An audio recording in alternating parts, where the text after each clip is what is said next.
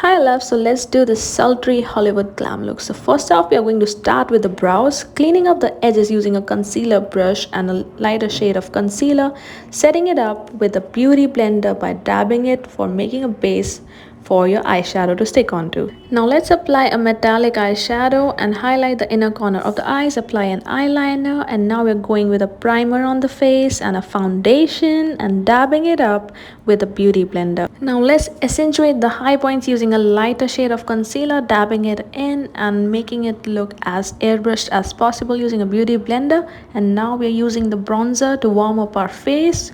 And now we are dabbing it up with a beauty blender, applying some blush. To accentuate the nose of the model, let's use powder contour and applying an eyeshadow on the lower lash line. And now we're topping the lashes with a mascara, and look at that, she looks so flawless. After that, I'm applying my favorite nude lipstick on my model's lips, and she looks really gorgeous.